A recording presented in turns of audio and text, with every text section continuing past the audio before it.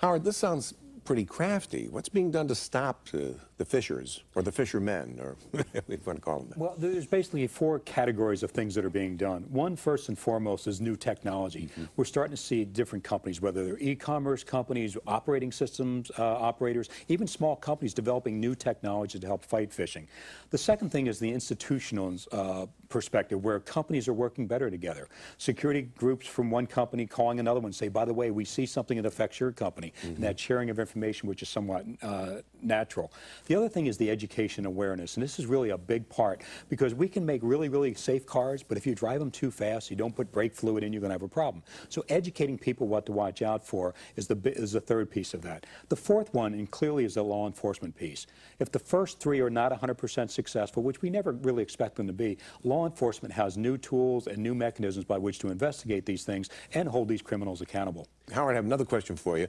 What about the software itself? In a lot of cases, for example, the browsers, the interface that we have between us and the online world, a couple things take place on that. One, first and foremost, you need to keep that updated. It's vitally important to do so. And we talk about this all the time. You need to make sure you're using antivirus software. If you have a high-speed connection, such as cable modem or DSL system, to have a personal firewall that you use.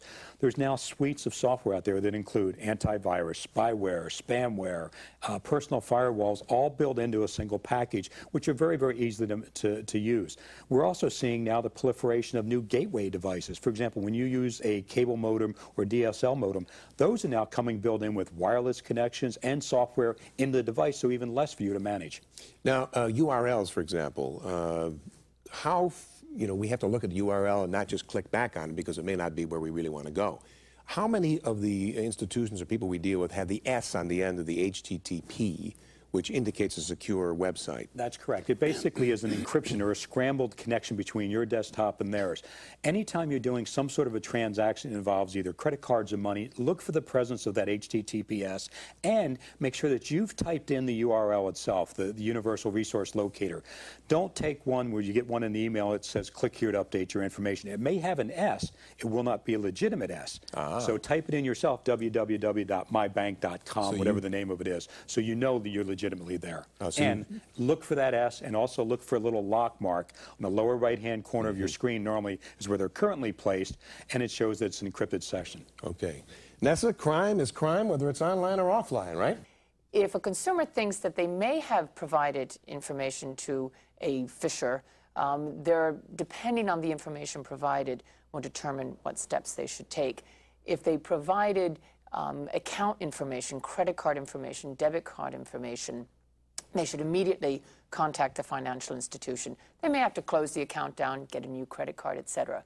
But consumers should be looking for transactions they didn't make. And if they find that there are transactions that they didn't make, they should immediately contact their financial institution. And in most cases, these are resolved fairly quickly. But the more quickly they notify the institution, the more quickly and more easily it is that the issue will be resolved.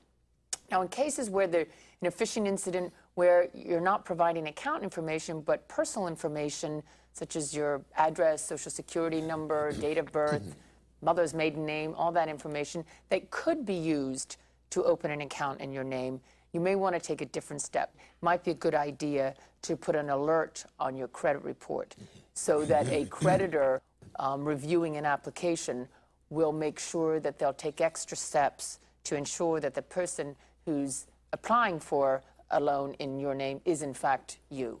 So in addition, if you've provided that information, personal information, you might want to periodically review your credit report to ensure that accounts were not opened.